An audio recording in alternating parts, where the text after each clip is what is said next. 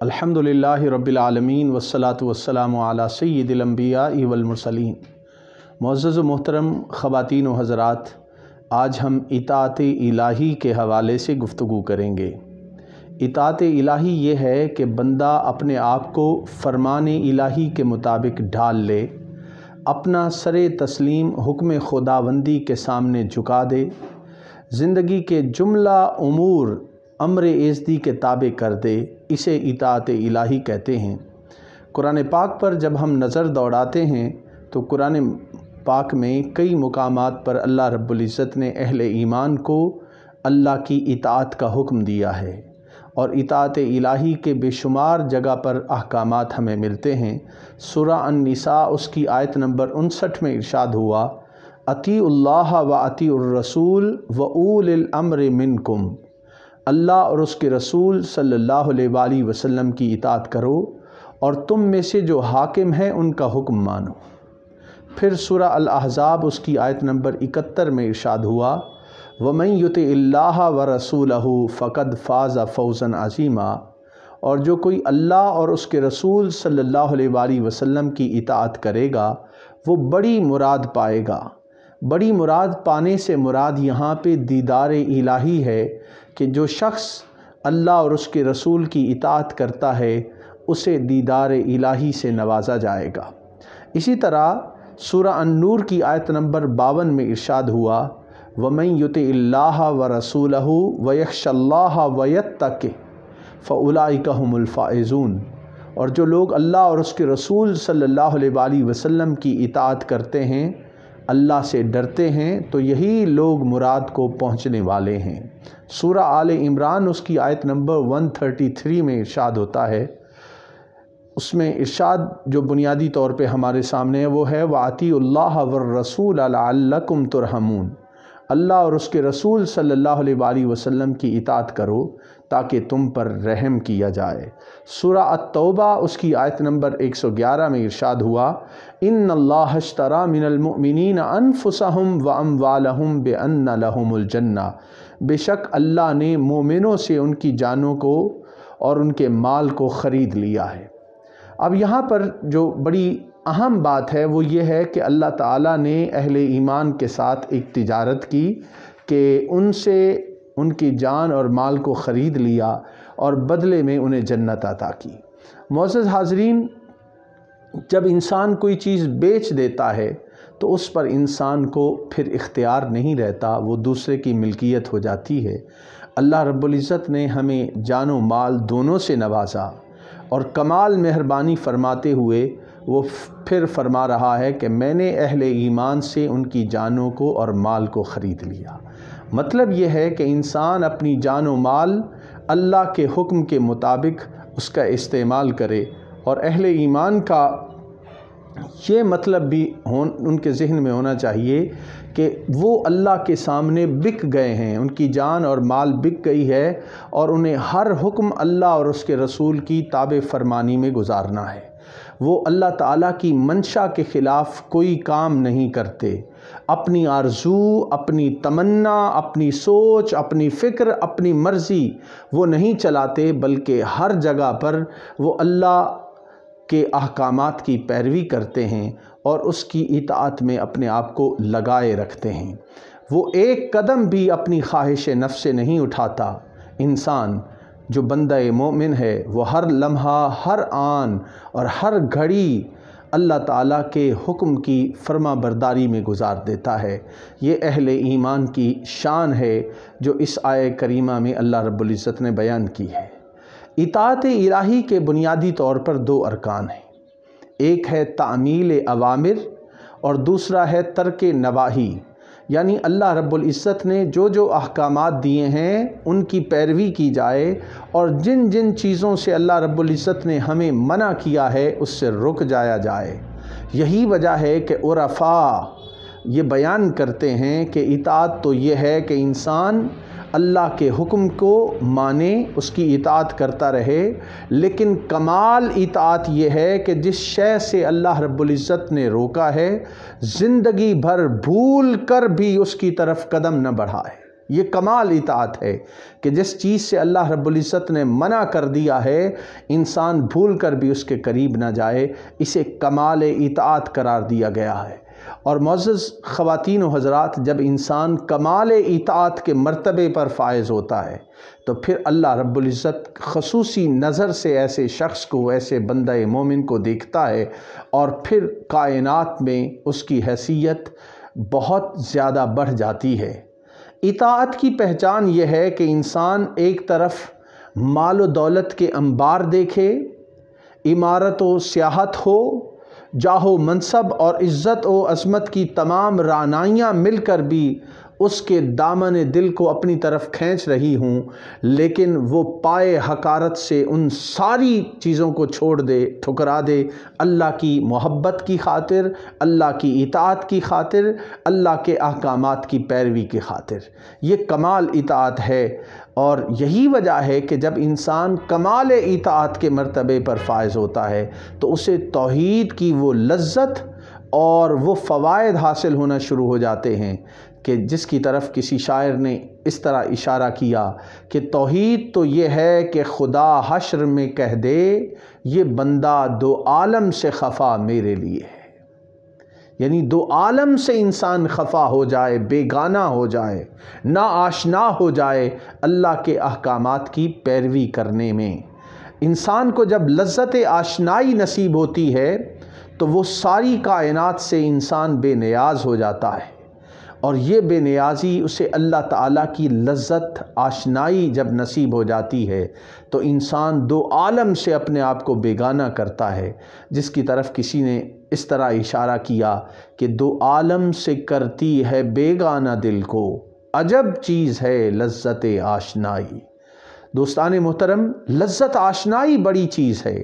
جب انسان اپنے مالک کا غلام اور بندہ بن جاتا ہے تو وہ خود بخود توکل علی اللہ کے بلند مرتبے پر فائز ہو جاتا ہے، جس کی طرف قرآن پاک میں یوں اشارہ کیا گیا وَعَلَىٰ رَبِّهِمْ يَتَوَكَّلُونَ۔ اہل ایمان تو اللہ پر توکل کرنے والے، اس پر بھروسہ کرنے والے ہوتے ہیں، اور جب انسان اللہ پر بھروسہ کرنے لگ جاتا ہے تو اللہ تعالیٰ اس بندے کو اپنی ضروریات کے لیے کسی کے سامنے نہیں جھکاتا، بلکہ خود ہی احکامات خداوندی سے ساری کائنات اس بندے کی اطاعت میں اور اس کی خدمت میں لگ جاتی ہے۔ اب یہاں پہ یہ پہلو بھی ہمیں پیش نظر رکھنا چاہیے کہ بعض اوقات ہم دنیا داری بھی چلانا چاہتے ہیں اور اپنے مالک کو بھی خوش کرنا چاہتے ہیں۔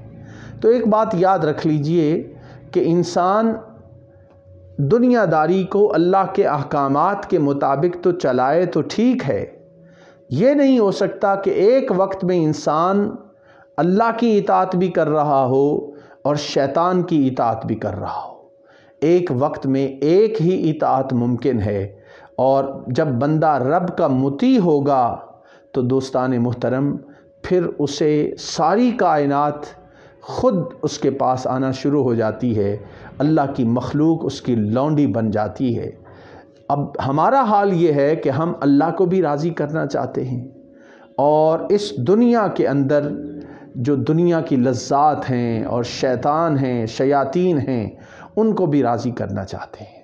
تو انسان ایک وقت میں اپنے مالک حقیقی کو راضی کر سکتا ہے، یا پھر مالک حقیقی کے دشمن شیطان کے راستے پہ چل سکتا ہے۔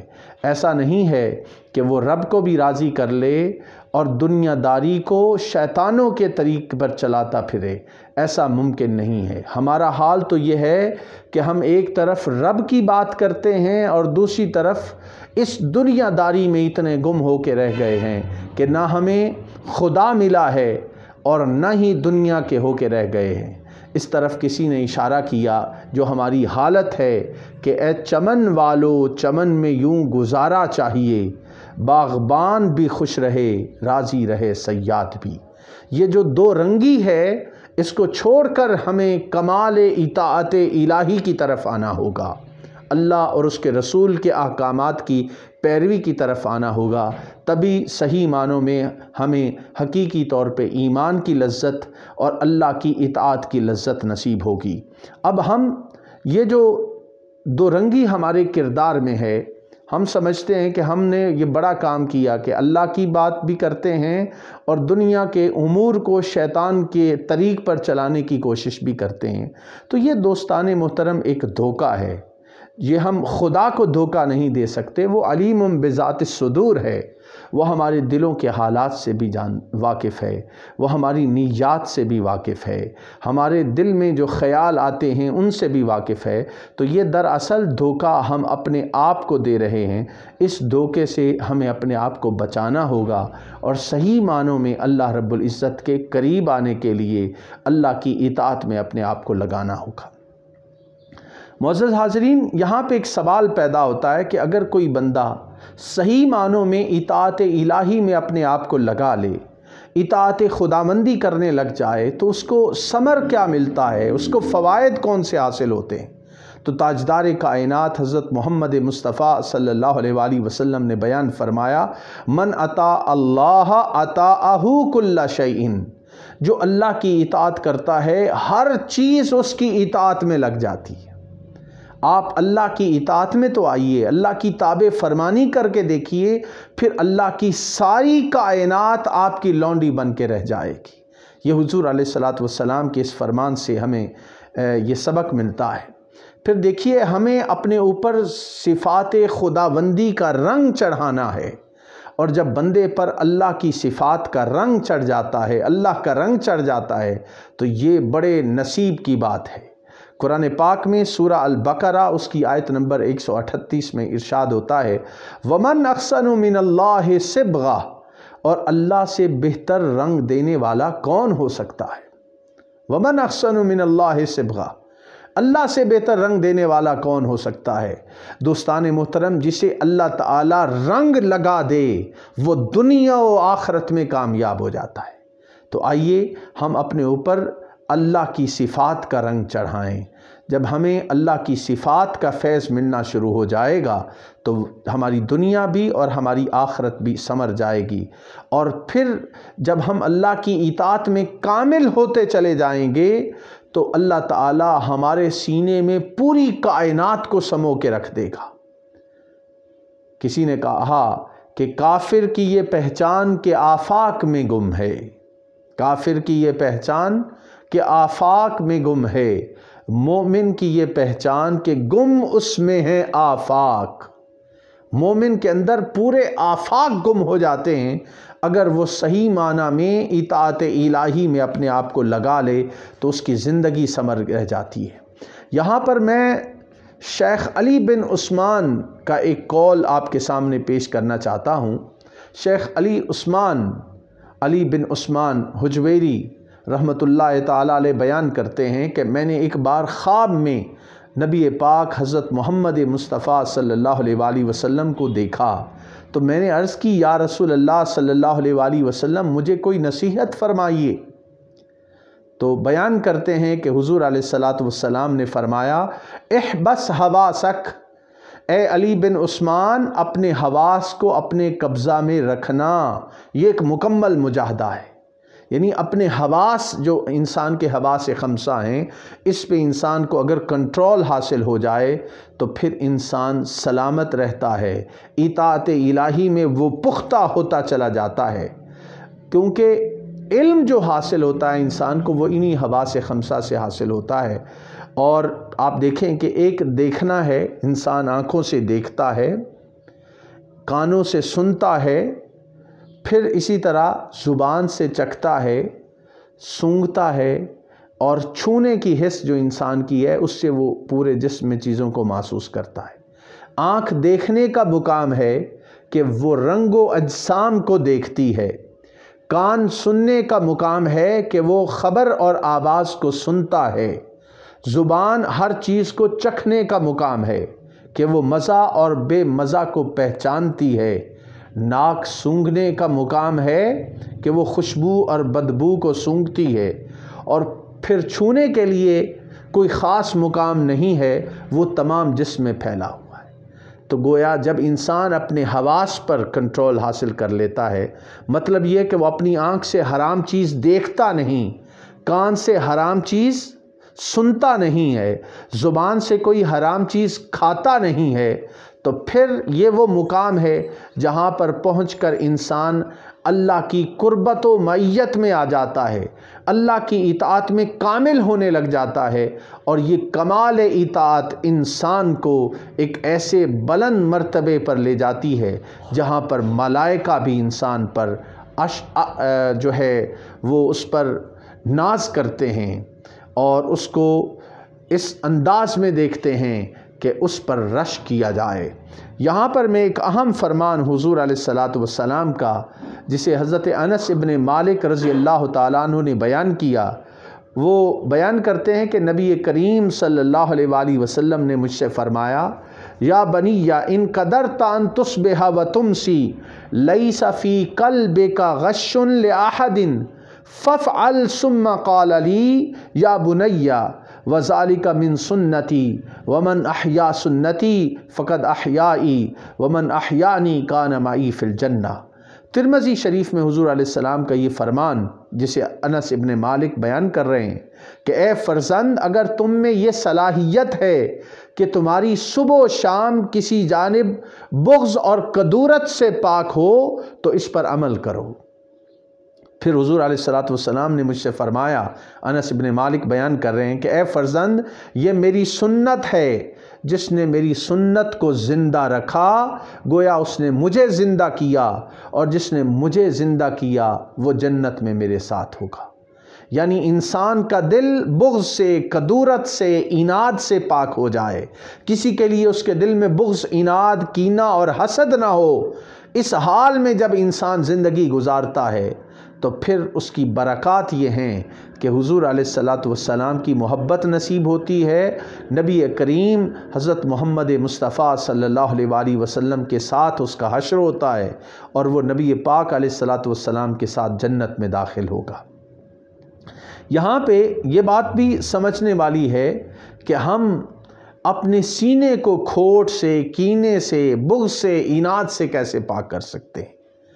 اگر ہم ان چیزوں سے اپنے آپ کو پاک کر لیں، ہمارے دل کا آئینہ صاف ہو جائے، تو پھر انسان کے دل میں رب تعالی جاگزیں ہو جاتا ہے اور بے شمار برکات انسان کو نصیب ہوتی ہیں۔ دنیا کے طالب لوگ وہ اللہ کی اس محبت کو نہیں پا سکتے جو اپنے دلوں کو اللہ کے لیے پاک صاف کر لیتے ہیں، ان پر انوار الہیہ کی بارش ہوتی ہے اور وہ اس سے فیض یاب ہوتے ہیں۔ یہاں پر ایک اور اہم پہلو وہ ہے تزکیہ نفس کا۔ تزکیہ نفس کے حوالے سے اللہ رب العزت نے اہل جنت کا ذکر فرمایا ہے، اور سورہ الحجر اس کی آیت نمبر 47 میں ارشاد ہوا، وَنَزَعْنَا مَا فِي صُدُورِهِم مِّن غِلٍّ إِخْوَانًا عَلَى سُرُرٍ مُتَقَابِلِينَ۔ ذرا غور فرمائیے ان الفاظ پر کہ ہم نے ان کے دلوں سے کینہ نکال دیا ہے اور وہ بھائی بن کر آمنے سامنے تخت پر بیٹھے ہیں۔ کون لوگ؟ اہل جنت کی خوبی بیان کی جا رہی ہے کہ وَنَزَعْنَا مَا فِي صُدُورِهِم مِّن غِلٍّ، ہم نے ان کے دلوں سے کینہ، بغض، عناد نکال دیا ہے، اور وہ بھائی بھائی بن گئے ہیں اور آمنے سامنے تختوں پر بیٹھے ہیں۔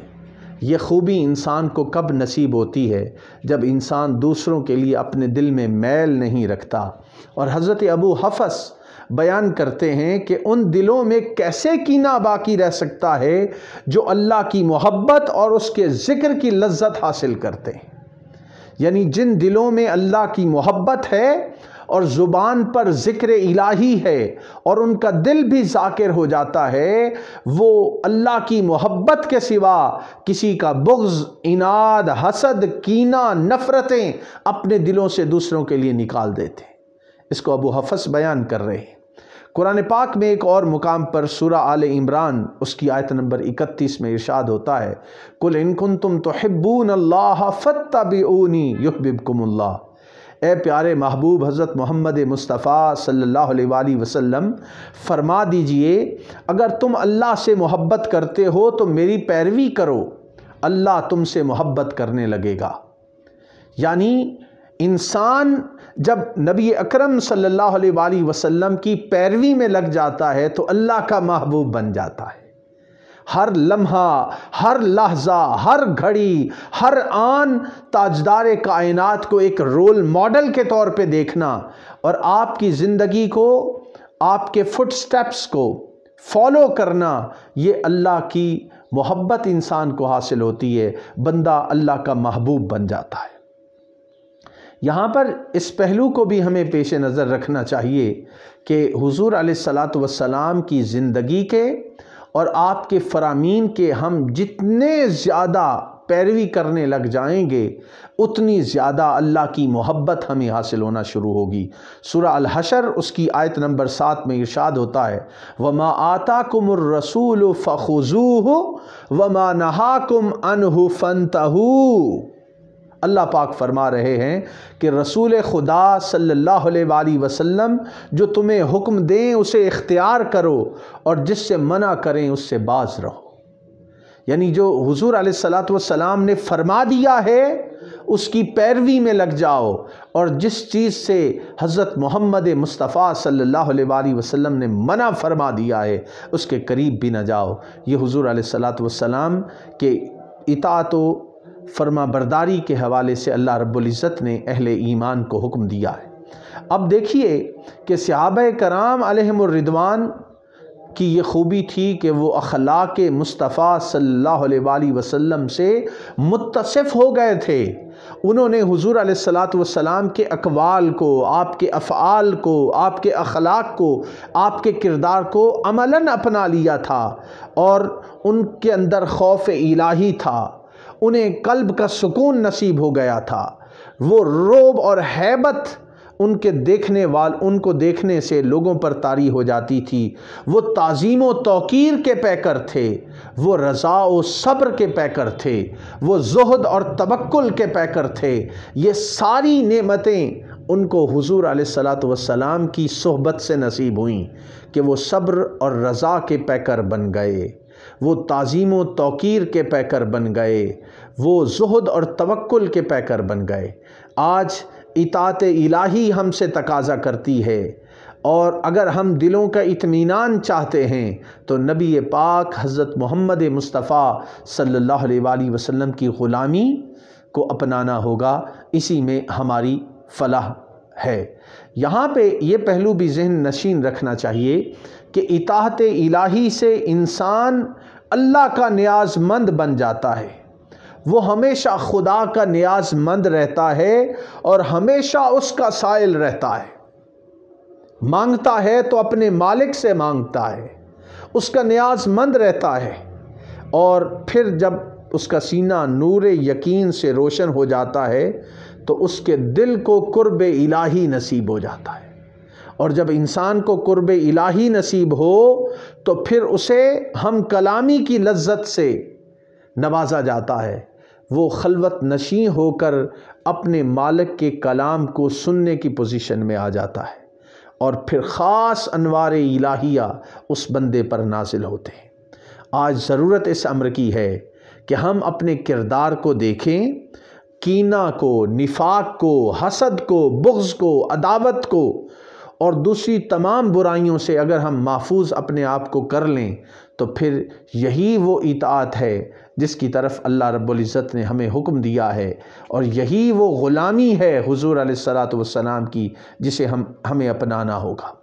دوستان محترم، جن پر اللہ کا کرم ہو جاتا ہے اور جن کو اللہ تعالیٰ اپنے انعامات و اکرامات سے نوازتا ہے اور جن پر اللہ کی خصوصی رحمت ہوتی ہے، اس کا ذکر اللہ نے سورہ الشورى اس کی آیت نمبر 131 میں فرمایا ہے کہ وہ ہدایت جن لوگوں کو دیتا ہے، جن کو انعامات و اکرامات سے نوازتا ہے، دو قسم کے لوگ ہیں۔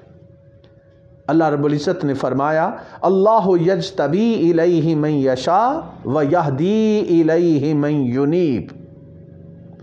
ان الفاظ پہ ذرا غور کرنے کی ضرورت ہے کہ اللہ جسے چاہتا ہے اپنا برگزیدہ بناتا ہے۔ اللہ یجتبی الیہ من یشاء، اللہ جسے چاہتا ہے اپنا برگزیدہ بنا لیتا ہے۔ وَيَهْدِي إِلَيْهِ مَن يُنِيبُ، اور جو اس کی طرف رجوع کرے اسے ہدایت دیتا ہے۔ اللہ کی شان ہے کہ جسے وہ مجاہدہ کے مراحل سے گزارے بغیر بڑے بڑے انعامات سے نواز دے، اور کچھ وہ لوگ ہیں جو محنت کر کے، مجاہدہ کر کے، مشقتیں اٹھا کر، اللہ کی اطاعت و تابع فرمانی کر کے اللہ تعالیٰ ان کو ہدایت سے نوازتا ہے۔ تو دو راستے ہیں، ایک ہے راہ اجابت، ایک ہے راہ انابت۔ راہ اجابت تو ان کو حاصل ہوتی ہے، یعنی وہ اللہ کے مقرب بن جاتے ہیں کہ ایک نظر اللہ کی پڑتی ہے اور ان کو بے شمار نعمتوں سے نواز دیا جاتا ہے۔ اور کچھ راہ انابت پر چلنے والے ہیں، اور راہ انابت پر چلنے والے مجاہدہ کے مختلف مراحل سے گزر کر وہ اللہ کے قریب ہوتے چلے جاتے ہیں۔ تو اب یہ وہ طریقہ ہے جس کو اپنا کر ہم اپنی زندگی کو بہتر بنا سکتے ہیں۔ یہاں پر میں ایک بات عرض کروں گا کہ ایک تو ہے کہ اللہ کا انتخاب، اور ایک ہے کہ انسان اللہ کی تابع فرمانی کر کے اپنے آپ کو بہتر بنا لے۔ یہاں پہ میں خاص کر کے اصحاب صفا کا ذکر کرنا ضروری سمجھتا ہوں۔ اصحاب صفا تقریباً 400 کے قریب مرد تھے، اور مدینہ منورہ میں ان کا کوئی اپنا خاندان یا کنبہ نہیں تھا۔ وہ سب مسجد نبوی میں اکٹھے رہتے تھے، اور مسجد نبوی میں ہی ان کا قیام تھا۔ نہ وہ زراعت کرتے تھے، نہ وہ دودھ دینے والے مویشی رکھتے تھے، نہ وہ تجارت کرتے تھے۔ وہ دن کو ایندھن جمع کرتے اور گٹھلیاں پھوڑتے، رات کو عبادت کرتے، قرآن مجید کی تلاوت کرتے، اور ان امور میں اپنے آپ کو انہوں نے لگا رکھا تھا۔ یعنی وہ ہر وقت اطاعت الہی میں، ذکر الہی میں، قرآن پاک کی تلاوت میں، دین اسلام کی تعلیم حاصل کرنے میں لگے رہتے۔ انہوں نے اپنے آپ کو اس کام کے لیے وقف کر رکھا تھا۔ اصحاب صفا کے نام سے ان کو جانا جاتا ہے۔ ان کے حوالے سے اللہ رب العزت نے کئی آیات میں ان کا ذکر فرمایا ہے۔ سورہ الانعام اس کی آیت نمبر 52 میں ارشاد ہوا، وَلَا تَطْرُدِ الَّذِينَ يَدْعُونَ رَبَّهُمْ بِالْغَدَاةِ وَالْعَشِيِّ يُرِيدُونَ وَجْهَهُ۔ اور اے پیغمبر، ان لوگوں کو مت نکالو جو اپنے پروردگار کو صبح و شام پکارتے ہیں اور اس کی رضامندی کے خواہش مند رہتے۔ پھر سورہ الکہف اس کی آیت نمبر 28 میں ارشاد فرمایا، وَاصْبِرْ نَفْسَكَ مَعَ الَّذِينَ يَدْعُونَ رَبَّهُمْ بِالْغَدَاةِ وَالْعَشِيِّ۔ تم خود ان لوگوں کے ساتھ صبر اختیار کرو جو پروردگار کو صبح و شام یاد کرتے ہیں۔ یعنی اپنے آپ کو ان لوگوں کے ساتھ روکے رکھو جو ہر وقت ذکر الہی میں لگے رہتے ہیں۔ پھر سورہ عبس اس کی آیت نمبر 2 میں ارشاد ہوتا ہے، 1 اور 2 دونوں آیات اس کے حوالے سے اہم ہیں۔ فرمایا کہ عبس وتولی ان جاءہ الاعمی۔ اے نبی پاک علیہ الصلاۃ والسلام، آپ نے ترش روئی اختیار کی اور منہ پھیر لیا، اس وجہ سے کہ آپ کے پاس ایک اندھا آیا تھا۔ یہ بھی اصحاب صفا میں سے تھے، اور یہ جو ذکر ہے یہ ابن ام مکتوم کا ذکر ہے کہ وہ حضور علیہ السلام کی خدمت میں حاضر ہوئے تو ظاہراً اللہ پاک نے حضور علیہ السلام کا عتاب فرمایا، مگر باطناً یہ محبت کا خطاب تھا کہ یہ جو ہر وقت میرے ذکر میں لگے رہتے ہیں، دین کی تڑپ اور دین کے سیکھنے کی لگن ان کے دل میں رہتی ہے، ان سے اپنے آپ کو دور مت کرنا۔ یعنی یہ بڑے خاص قسم کے لوگ ہیں اللہ پاک کے۔ اب میں اپنی گفتگو کے آخر میں ایک اہم واقعے کی طرف اشارہ کرنا چاہتا ہوں۔ یہی اصحاب صفا جو تھے، یہ اصحاب صفا میں سے ایک آدمی بیان کرتے ہیں کہ ہم اکٹھے ہو کر رسول اللہ صلی اللہ علیہ وآلہ وسلم کے پاس آئے اور ہم نے عرض کیا، یا رسول اللہ صلی اللہ علیہ وآلہ وسلم، کھجوروں کی کثرت نے ہمارے پیٹ میں سوزش پیدا کر دی ہے۔ جب آپ صلی اللہ علیہ وسلم نے یہ بات سنی تو منبر پر تشریف لائے اور فرمایا، ان لوگوں کا کیا حال ہے کہ وہ کہتے ہیں کہ کھجوروں نے ہمارے پیٹ کو جلا دیا ہے، کیا تمہیں یہ معلوم نہیں کہ کھجور اہل مدینہ کی خوراک ہے؟ انہوں نے تمہاری اور ہماری اس خوراک کے ذریعے امداد کی۔ اس ذات کی قسم جس کے قبضہ قدرت میں محمد کی جان ہے، 2 مہینے ہو گئے ہیں، رسول اللہ صلی اللہ علیہ وسلم کے گھر سے روٹی پکانے کی وجہ سے کوئی دھواں نمودار نہیں ہوا، اور وہاں بھی سوائے پانی اور کھجوروں کے اور کچھ نہ تھا۔ یعنی یہ وہ زندگی ہے جو حضور علیہ السلام نے اپنائی۔ اللہ رب العزت ہمیں اطاعت الہی کرنے کی توفیق عطا فرمائے اور حضور علیہ السلام کی غلامی کو اختیار کرنے کی توفیق عطا فرمائے۔ والسلام علیکم ورحمۃ اللہ وبرکاتہ۔